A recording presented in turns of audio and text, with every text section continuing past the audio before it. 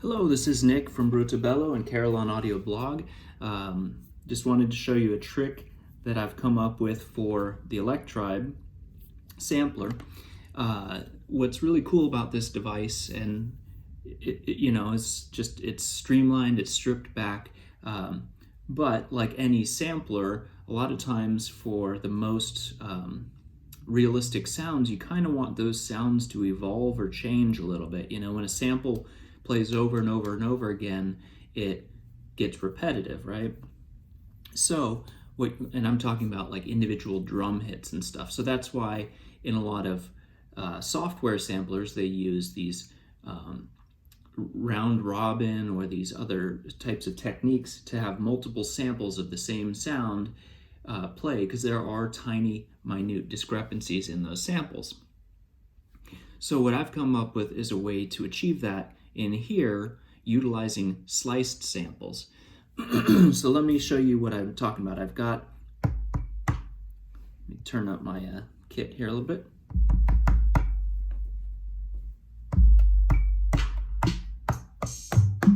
Okay, I've got like an 808 sort of kit going on. And let me show you what I've done to create kind of a round robin thing. Let's go into edit the sample, and we'll choose one of our samples. Let's choose, how about the kick drum, right? Right, so let's go in there, and we're gonna go to slice it up, because what I've done is I've created a sample that has 3 equally timed bass drum hits, boom, boom, boom. And I'm gonna slice this up now into those 3 individual slices. So since I know it's 3, I'll set this to 3/16. It's going to slice it into 3 exact spots. Now let's hear it.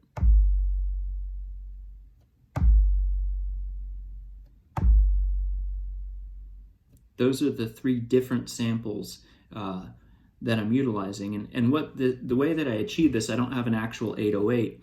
I sampled an 808 into my Korg DSS-1, and because of the fact that it allocates voices in an odd way, it triggers a new voice from every consecutive voice within the keyboard. It's got 8 voices. So when you play a sample 8 times, it's going to play it through op amp 1, through sample 1, op amp 2, and filter 2, and it's basically 8 separate audio paths, and there's slight discrepancies in the way that it plays it back. The op amps react different, the filters react slightly different, all of this sort of stuff. So I've noticed when I play samples back on my DSS-1, it seems a lot cooler than when I play it back in another piece of software where I'm using the same sample over and over again. So I wanted to do the same utilizing the Korg Electribe Sampler. So I took a section of those samples and dropped them in here. I took 3 in a row. Cool, so we've got that. We could set that up, we write it. And what that means is, now let's go to an empty pattern here.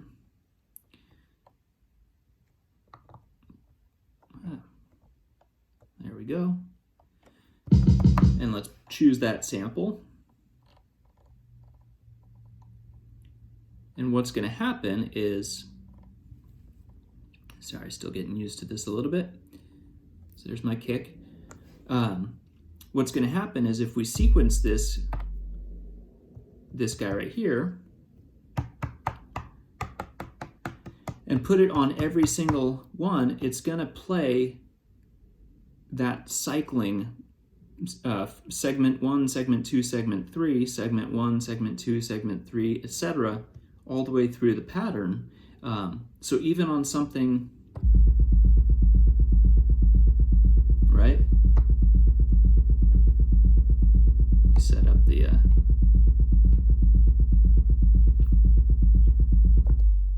so it's playing it in that pattern exactly. So essentially, even when I do something like this and do a 4 on the floor, what's happening is, this is segment number 1. This would end up being segment number 1 again. That becomes segment number 2. So it's playing 2 different samples. That would be 3, 1, 2, 3. That's segment number 3, 1, 2, 3, and that's segment number 1 again. So technically these two are the same. And you could get a little bit more complex and sample maybe 5 samples into it, or 7, or some odd number, so that if you ever did a pattern, it really wouldn't rotate around onto itself like that. But what's ended up happening is now I'm playing individually different samples for those different hits. And of course, if I did a pattern that's slightly different, you're going to get different hits for each one of these. So I could do this, and each one of those are going to be a different hit. It's not repeating the same exact kick drum each time, right? Let's choose a different sample. Let's see here. Let's choose a snare drum maybe.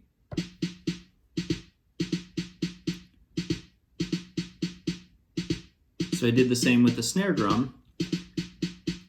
Let's choose just a single snare drum.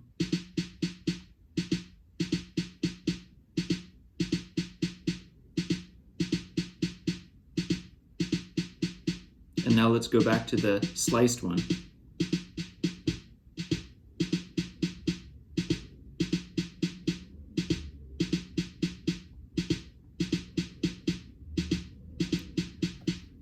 It's extremely subtle, but there is a difference between each one of those hits, just very subtly.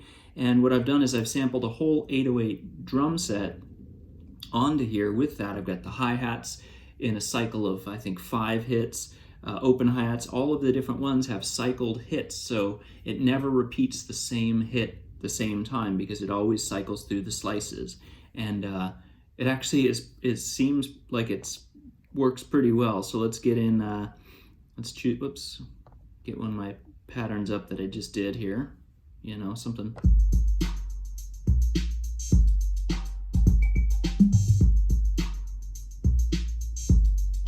To me, it just sounds a lot more lively that way. And it's just really minute little stuff, but it really does add to the kind of authenticity of it and just to the organicness of it. Anyway, hopefully this makes sense to you guys. Hopefully you enjoy this or take this and use this in your own productions. Thanks for watching. Again, I'm Nick from Carolyn Audio Blog and Brutabello. So check out my other videos, check out my blog, and have a good one. Bye.